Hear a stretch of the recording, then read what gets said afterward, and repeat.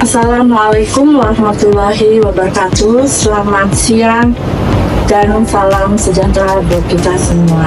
Perkenalkan, saya Dian Indrawati Hapsari SKN Enkes. Saya merupakan dosen tetap S1 Program Studi Kesehatan Masyarakat Kasintang, Fakultas Ekonomi Bisnis dan Kesehatan Universitas Muhammadiyah Pontianak. Saya sebagai dosen sudah melakukan tridharma perguruan tinggi seperti pengajaran, penelitian, dan pengabdian masyarakat. Bidang ilmu saya yaitu kesehatan masyarakat dengan konsentrasi dalam bidang kesehatan reproduksi dan KIA. Dalam kesempatan kali ini, saya akan menjelaskan tentang teknik pengajaran yang saya lakukan dengan melakukan metode DIA, yaitu Delivery, Interaction, dan Assessment. Pada salah satu mata kuliah saya, yaitu mata kuliah dasar kesehatan reproduksi dan KIA. Mata kuliah dasar Kespro dan KIA ini merupakan mata kuliah wajib prodi dengan bobot 2 SKS. Adapun total pertemuan pada mata kuliah ini sebanyak 16 kali pertemuan, termasuk ujian tengah semester dan ujian akhir semester. Sebelum saya menjelaskan lebih lanjut bagaimana teknik mengajar yang saya lakukan, terlebih dahulu saya akan memaparkan deskripsi mata kuliah dasar kesehatan reproduksi dan KIA ini. Jadi, mata kuliah Kespro dan KIA ini membahas tentang penatalaksanaan masalah kesehatan reproduksi, mengetahui dasar-dasar ilmu kesehatan masyarakat terkait sistem reproduksi terpadu sesuai dengan siklus hidup, dan menjelaskan berbagai isu permasalahan kesehatan reproduksi terkini di masyarakat. Nah, pendekatan siklus hidup, kesehatan remaja, kesehatan reproduksi terpadu, keluarga berencana, kesehatan ibu, bayi, dan anak, dan kesehatan lansia. Mata kuliah ini juga akan membahas gizi terhadap reproduksi, dimensi sosial perempuan, dan permasalahan serta penyakit menular seksual. Adapun capaian pembelajaran pada mata kuliah ini diantaranya adalah mahasiswa mampu menjelaskan tentang konsep dasar tentang kesehatan reproduksi, dan mahasiswa juga harus mampu menjelaskan ilmu pengetahuan dan teknologi di bidang perkembangan kesehatan ibu, anak, remaja, dan lansia, serta mahasiswa juga harus mampu mengimplementasikan konsep teoritis dan ilmu pengetahuan teknologi di bidang KIA. Dan yang terakhir, mahasiswa harus mampu menghasilkan penyelesaian proposal berdasarkan konsep teoritis ilmu pengetahuan dan teknologi di bidang Kespro dan KIA, serta upaya-upaya dalam meningkatkan kesehatan ibu, anak, remaja, dan lansia.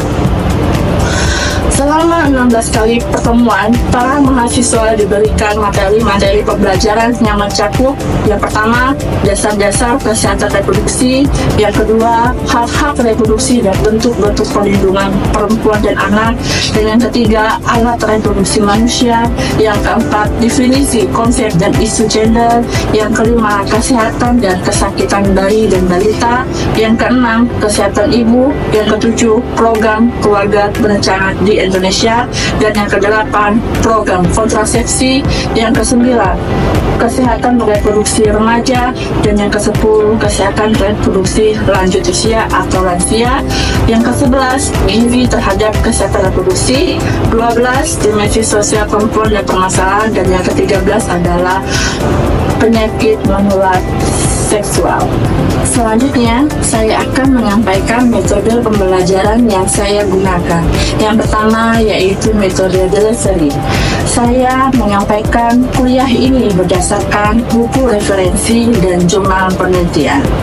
Untuk pertemuan tertentu, saya akan memberikan case study untuk diselesaikan oleh manusia.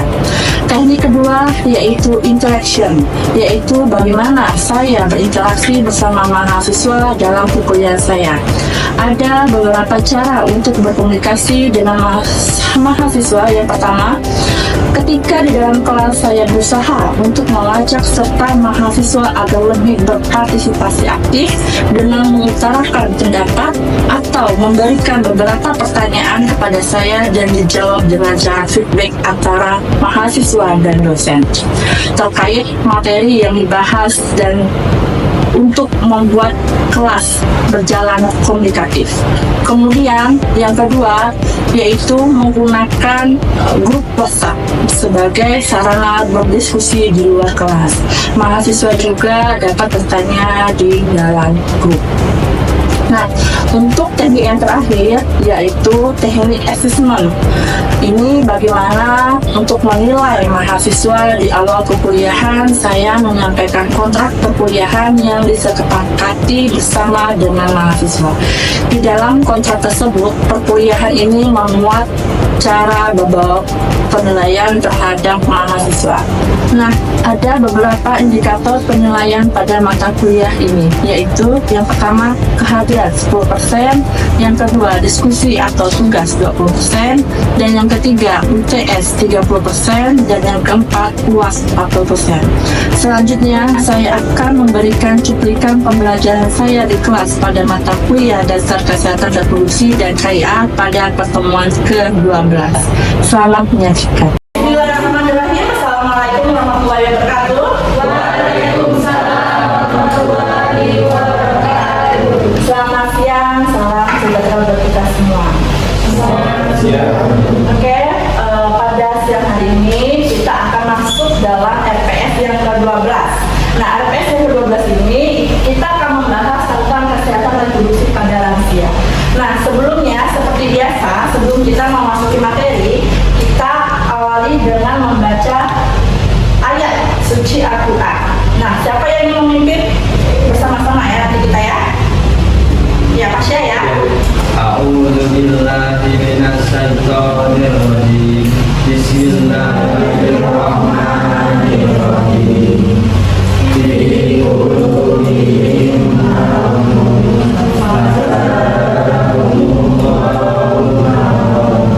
Setelah kita membaca ayat suci Al-Quran, mari langsung aja ke materi untuk RPS pertemuan yang ke-12.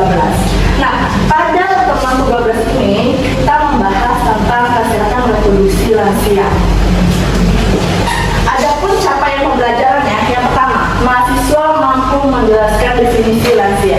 Jadi nanti akhir dari materi ini kalian mampu menjelaskan apa itu pengertian lansia, definisi lansia, atau istilah lansia. Itu adalah capaian pembelajaran di pertemuan ini. Terus yang kedua, mahasiswa mampu menjelaskan proses menua dan perubahan-perubahan yang terjadi pada lansia. Jadi capaian pembelajaran materi ini di akhir nanti kalian harus mampu bagaimana sih proses menua, apa sih perubahan-perubahan pada lansia. Nah, itu capaian yang kedua. Nah, yang ketiga, mahasiswa mampu menjelaskan kesehatan reproduksi lansia. Nah, untuk capaian yang ketiga ini, capaian pembelajaran yang ketiga ini, di akhir ini kalian mampu menjelaskan pengertian dari kesehatan reproduksi. Dan yang keempat, ini mahasiswa mampu menjelaskan permasalahan lansia. Nah, di capaian pembelajaran yang keempat ini, nanti diharapkan mahasiswa itu mampu menjelaskan atau menyebutkan permasalahan lansia itu apa-apa aja. Terus yang terakhir adalah mahasiswa mampu menjelaskan upaya dalam penanganan permasalahan lansia.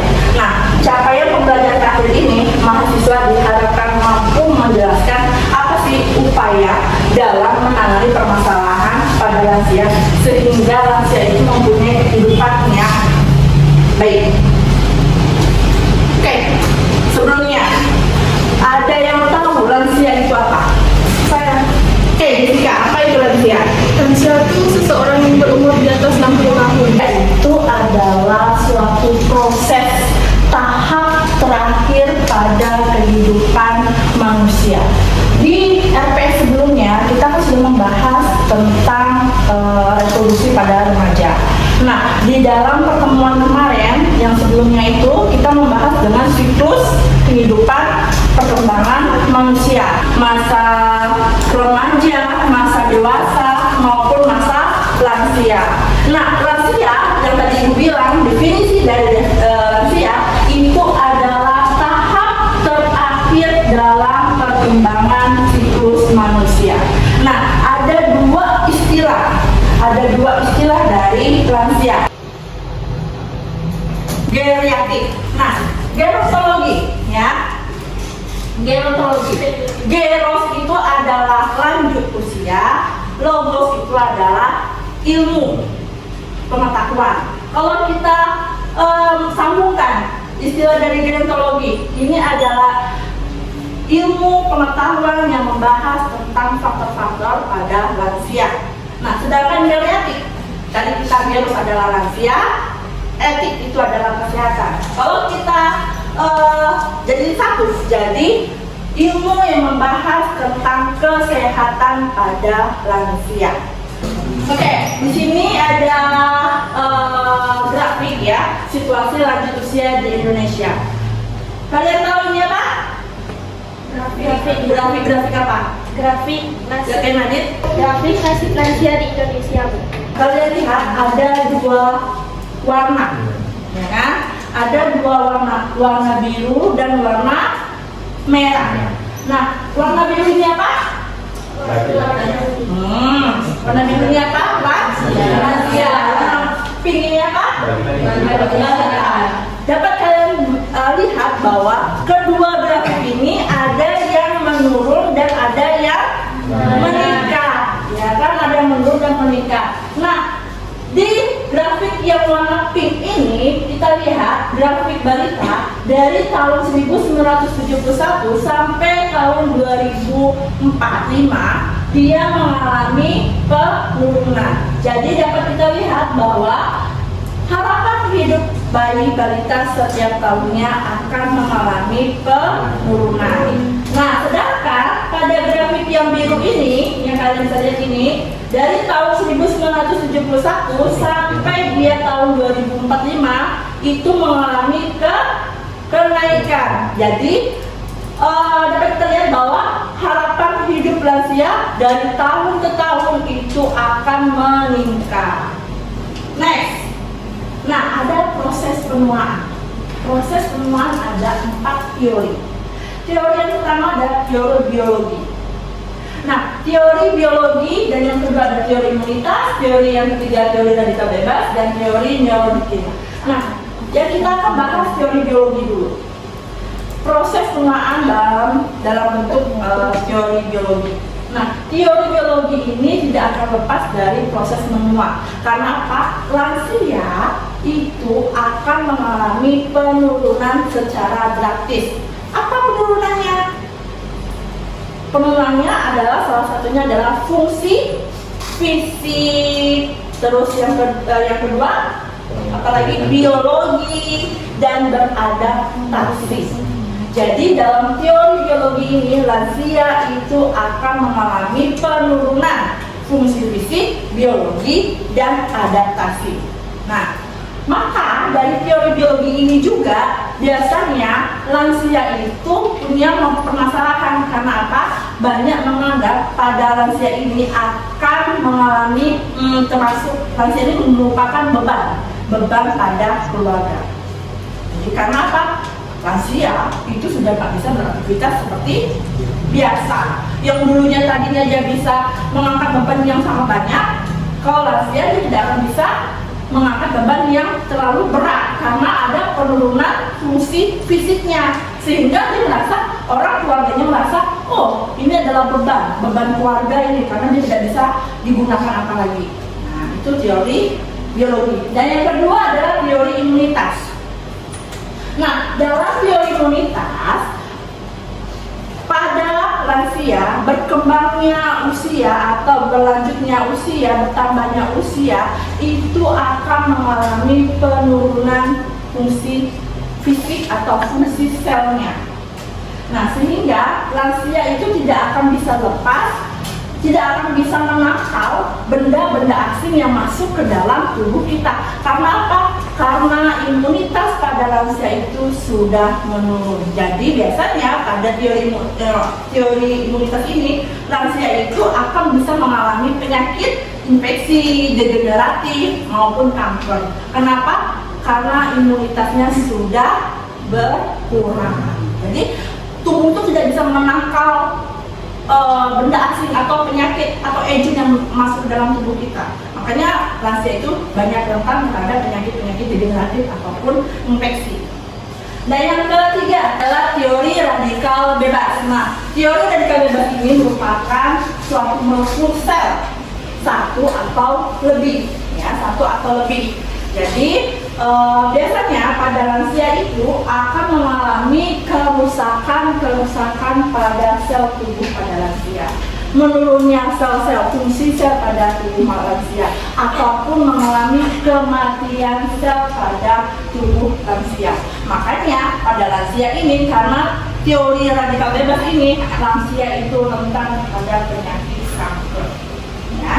Dan yang keempat adalah teori neurodoktrin. Nah, apa itu teori neurodoktrin? Nah, pada lansia, pada teori neurodoktrin ini itu bisa mengalami penurunan hormon. Jadi teori neurodoktrin ini adalah menjelaskan tentang perubahan hormon pada lansia, ya. Jadi pada lansia itu akan ada penurunan hormon. Sudah mengerti? Oke, kita lanjut next. Nah, ada pun perubahan yang terjadi pada lansia. Yang pertama, penurunan fungsi panca indera. Pada lansia itu akan mengalami fungsi-fungsi organ tubuhnya masing-masing. Itu tidak akan bisa kita hindari. Pasti itu adalah proses alami yang diterima oleh setiap orang. Nanti kalian masih kelompok mana nih? Remaja ya, remaja akhir, kan? Nanti kalian masuk ke masa dewasa. Selama dewasa itu masuk masa lansia. Nah, lansia nanti itu adanya perubahan yang terjadi pada lansia. Organ-organ tubuh kita akan mengalami perubahan. Nah, yang pertama adalah perubahan penurunan fungsi panca indera. Apa maksudnya dari penurunan fungsi panca indera ini? Ada yang tahu? Oke, silakan Septi. Jadi penurunan fungsi panca indera itu di mana kondisi kelima indera kita seperti indera penciuman, pendengaran, perasa, peraba, dan penglihatan dia tuh udah sistem kerjanya tuh udah nggak seoptimal dulu lagi. Terus biasanya itu terjadi pada orang yang usia tua, tetapi bisa juga terjadi lebih cepat kepada seorang yang memiliki penyakit dan punya gaya hidup yang tidak sehat. Tapi ini kan umumnya terjadi pada yang lanjut usia, tapi bisa diperlambat juga dengan kita melakukan gaya hidup yang sehat, mengurangi mendengar suara yang lebih keras, dan rutin cek kesehatan kepada dokter. Jadi adanya penurunan penglihatan, penciuman, perasa, ya, biasanya seperti itu. Terus yang kedua adalah penurunan fungsi organ tubuh, jantung, pernapasan, pencernaan. Nah, maksud dari penurunan fungsi organ tubuh itu apa? Ada yang tahu? Oke, silakan Yunda. Karena lansia mengalami penurunan fungsi organ tubuh karena proses penuaan alami yang mempengaruhi hampir semua sistem tubuh. Penurunan, jadi dia mempengaruhi sistem fungsi tubuh kita. Oke, yang ketiga adalah gangguan pola tidur. Siapa yang tahu kenapa lansia ini mengalami perubahan pada gangguan pola tidur? Ada yang tahu? Oke, Deden, silakan Deden. Lansia itu lebih rentan mengalami gangguan pola tidur karena adanya perubahan biologis dan faktor lainnya yang berkaitan dengan proses penuaan. Nah, karena gangguan pola tidur ini akan mengalami, pada lansianya akan mengalami pola gangguan tidur. Terus tubuh ubah, menurunnya elastis kulit. Nah, kalau kita kan masih glowing ya, nih, kulit kita. Nah, kalau pada lansia itu ada penurunan elastis kulit. Oke, next. Nah, masalah yang pertama, ya, ada masalah kesehatan reproduksi apa saja sih yang dialami oleh pada lansia? Yang pertama, klimakterium. Nah, apa itu klimakterium? Nah, klimakterium itu adalah masa di mana orang yang tadinya masih ada reproduksi mau menuju ke masa non reproduksi. Nah, Dan yang kedua adalah masalah kesehatan reproduksi pada lansia itu adalah menopause. Nah, siapa yang tidak tahu menopause? Sudah pernah kan dengan menopause? Nah, menopause ini adalah fase akhir dari masa reproduksi wanita yang terjadi secara alamiah. Nah, yang ketiga yaitu senium. Senium ini adalah wanita berumur di atas 60 tahun dengan kondisi mampu beradaptasi terhadap hidup tanpa estrogen. Jadi senium ini adalah di mana wanita itu sudah tidak memproduksi hormon estrogen. Kalau tidak menghasilkan hormon estrogen, berarti dia tidak bisa menstruasi. Laki-laki ada nggak masalah kesehatan reproduksi? Ada, yaitu andropause. Nah, andropause ini termasuk masalah reproduksi pada laki-laki. Nah, andropause ini mengalami penuaan segala konsekuensi dan gejala-gejala yang timbul di bidang fisik, sosial, dan mental. Jadi kalau yang wanita masalah reproduksinya pada lansia itu adalah menopause, dan yang pada lansia pada laki-laki akan mengalami masalah reproduksinya adalah andropause. Nah, ini adalah masalah ya dari kesehatan reproduksi pada lansia. Dari sini ada yang bertanya? Saya, Bu. Oke, Pasya, apa yang kamu tanyakan? Apakah andropause itu sama dengan menopause? Oke, bagus. Dengan menopause itu pasti berbeda. Kalau menopause itu berhentinya menstruasi. Kalau andropause apakah berhentinya sel sperma? Tidak. Jadi itu tidak sama. Menopause dan andropause itu berbeda. Kalau menopause pada wanita dia akan berhenti menstruasinya. Tapi kalau andropause itu adalah pengurangan hormon testosteronnya pada laki-laki ya. Biasanya dari usia 30, nanti kalian kan usia berapa nih? 16 ya? 22. Nanti kalian kalau dalam masa 30 ada penurunan hormon testosteronnya 1%.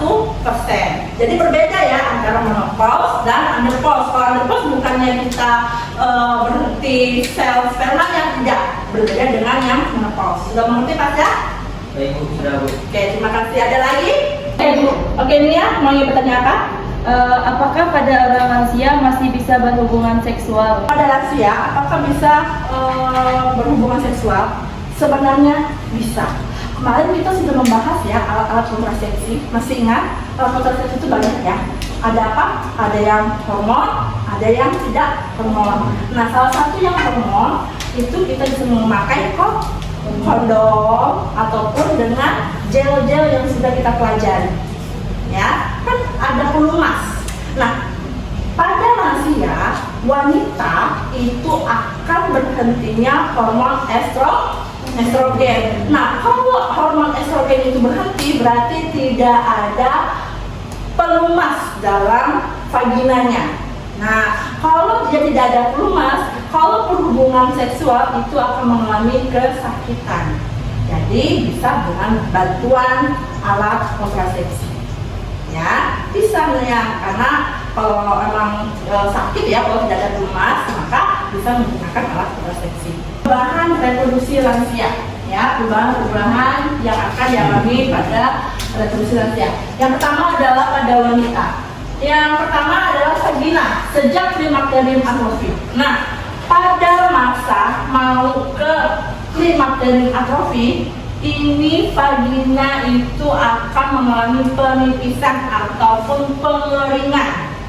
Dan yang kedua adalah perubahan anatomik pada sistem genital dengan berhentinya. Yang ketiga, uterus. Nah, uterus itu adalah rahim. Nah, uterus adalah rahim. Nah, rahim ini akan menyusut, ya, tidak menonjol lagi. Bahkan lama-lama akan merata dengan dinding jari. Yang keempat, ovarium. Nah, ovarium setelah menopause ukuran sel mengecil dan permukaannya menjadi keriput sebagai akibat atrofi dari mandula, bukan dari ovulasi. Darah akan menyusut. Pada pria, permasalahan pertama adalah produksi testosteronnya menurun secara. Terus kelenjar prostat biasanya membesar juga karena hormon testosteronnya berkurang. Respons seksual pertama fase distre menjadi lambat dan ereksi sempurna mungkin juga tertunda. Nah, ini adalah upaya-upayanya, upaya pembinaan kesehatan. Contohnya apa? posyandu, pemeriksaan, ya. Terus upaya pelayanan kesehatan. Contohnya, upaya pelayanan kesehatan. Contohnya apa? Pemeriksaan dini, pemeriksaan kayak posyandu. Nah, upaya perawatan, upaya perlembagaan usia lanjut dan lain-lain.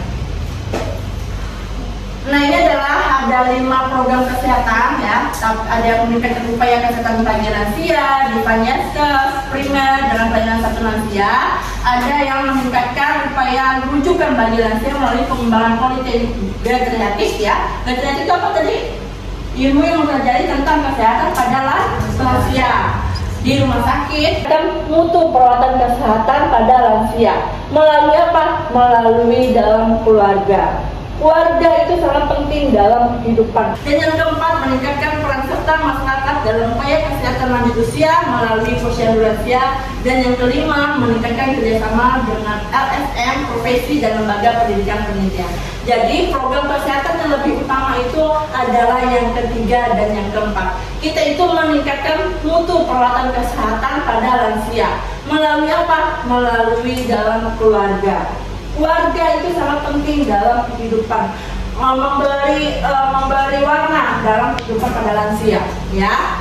Terus meningkatkan peran masyarakat. Nah, pada lansia adalah komunitas lansia. Nah, jangan sampai ada komunitas motor, ada komunitas geng-geng lain, tapi tidak ada komunitas pada lansia. Seharusnya diadakan supaya apa? Dia bisa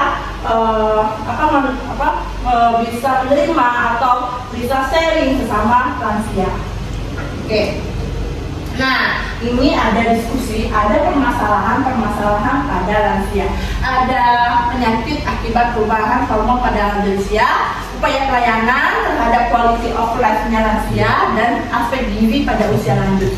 Nah, ini adalah permasalahan yang ada di pada lansia. Kita membentuk diskusi terlebih dahulu. Kita membentuk 3 kelompok. Persilakan kita membentuk kelompok masing-masing. Oke, yang kelompok 1. Penanganannya ini penanganannya pada 50 aja.